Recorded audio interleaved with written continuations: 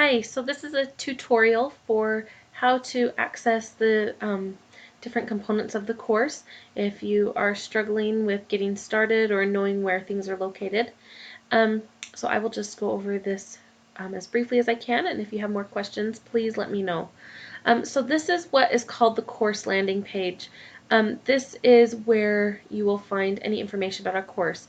This You find this when you first log in to your Pathway account, and then there should be a little sidebar with a link to the course, or you can click right here on these little boxes and select a course there. Um, and then it will tell you the name of the course right up here. If you click on this link here, it will bring you back to this course landing page. So if you're somewhere else in the course and you want to come back here, then just click this link right here. So up here where you see your name, and you should have a picture. If you don't have a picture there, then you can go in and you can select your profile and put a picture of yourself in there. Make sure that it's a good shot of your face so that we can see you. Your picture shows up in the discussion boards and in different areas, so it's always nice to be able to see a face when you are responding to somebody's post. You can also set up your notifications so that you can get notices when a quiz is about to end, or a due date is coming up, or somebody comments on something that you've posted. All of those different kinds of notifications. You can set them to go to your phone or to your email or however you would like.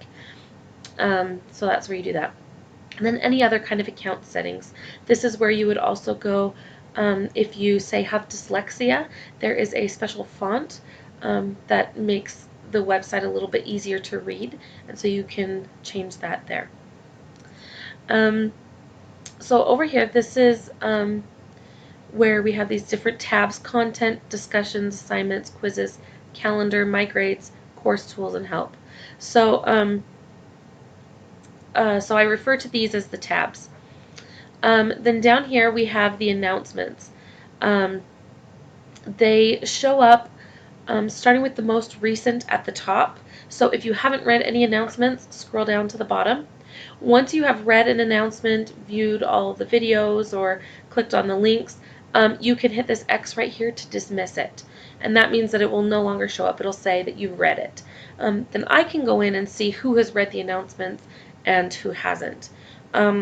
If I need to update an announcement and it has some really important information in it, I will update it, and then I can send it back out again so that you will see it again if you've already dismissed it. Anytime you want to see an announcement that you've already dismissed, you just come up here and you click on announcements, and that will give you a list of all of the announcements that there are. So up here, we're going to click on content. That's where you will find most of the things that you need for the course. Overview, this is what it looks like. It tells a little bit about me and a little bit about the course. There's also a link for the syllabus and the schedule, or the calendar. This also has a link to my Zoom meeting site. So if you're ever going to meet with me, this is a great place to access that. You can bookmark different parts of the course, and then it will, of course, show up here. Next, we have course schedule. It will tell you how many things are pending, or how many things you still need to complete right here out of the upcoming things. So if you check something, it will say how much you've completed, and it will tell you if something is overdue right here if you're using those check boxes. Next, there's a table of contents. I don't generally use the table of contents because everything that's there you can find right just by navigating through these folders over here on the side. So this is the welcome folder that I was referring to earlier. There's a link to the syllabus, and then also a page on how to understand due dates. So this will kind of show you when things are due, how to know what you need to turn in when. It will also help you with the time zone. If you're in a different time zone, you can set your time zone in your settings, and then also there's a time zone calculator. So if you've navigated to a page and you want to go back, you can go back one folder, or go back to table of contents by clicking on these links right here. All right, so after you have gone through this welcome folder, then go down to lesson 1 right here. So this each week you'll see an introduction, you'll see the midweek, the pathway gathering, and then the end of week over on the side. All of these little subfolders, though, you will see when you click on the folder, they will appear over here, and you can just start by clicking each one of these, read through them. They'll tell you exactly what you need to do. Some of them have check boxes next to them, and so once you've visited them, go ahead and check the box, and it will mark that you have viewed it. Now it changes that number over here. This used to say 13 and now it's 12. So that will, and so you have a check here saying this is done. So I highly recommend that you use those check boxes, because it's really useful to let you know this is what I've done, this is how many things I still have to do. I think it's just a really helpful tool.